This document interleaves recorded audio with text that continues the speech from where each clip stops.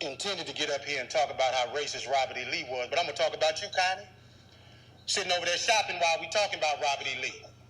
This is a picture of you shopping while we talking about racism and history in this country.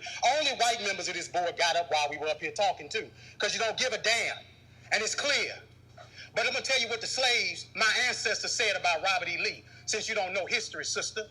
Let me tell you that they said when he got the plantation, after he got off the field where 27,000 people died at Gettysburg, Connie, Robert E. Lee was a brutal slave master. Not only did when he whooped the slaves, he said lay it on them hard. After he said lay it on them hard, he said put brine on them so it'll burn them. That's what Robert E. Lee did. And you set your arrogant self in here and sit on there shopping while the pain and the hurt of the people of this community is on display, because you don't give a damn and you should resign. You should have resigned 2 years ago when you choked a white man in his house.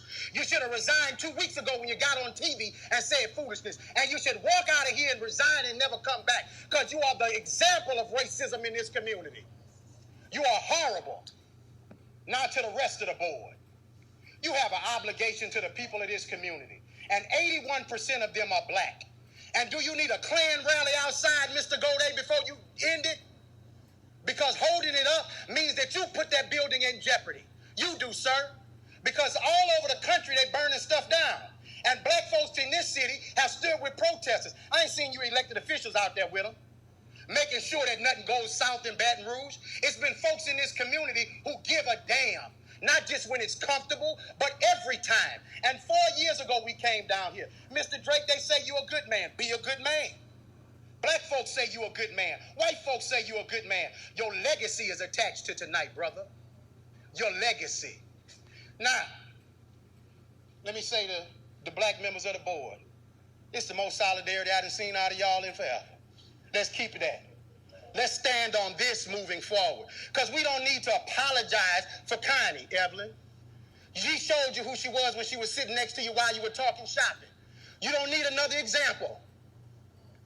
Now, when do we as Baton Rouge stop being in 1856? If you want to name the building after somebody, how about PBS Pinchback, the first black governor of the state of Louisiana, when he was governor during Reconstruction? You want another name? Oscar Dunn, who was the lieutenant governor of the state of Louisiana in the 1860s, that gave the right for Darius Landis and Don Collins and Evelyn Ware Jackson and Tramiel Howard to get here. You want to name it after somebody from Reconstruction? Name it after the people who fought for abolition of slavery. If you want to name it after somebody, honor the right people, the people who are on the right side of history. But it's your ancestor that the school is named after. So you're holding on to your heritage. But we built this joint for free.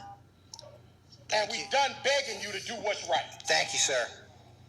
Next.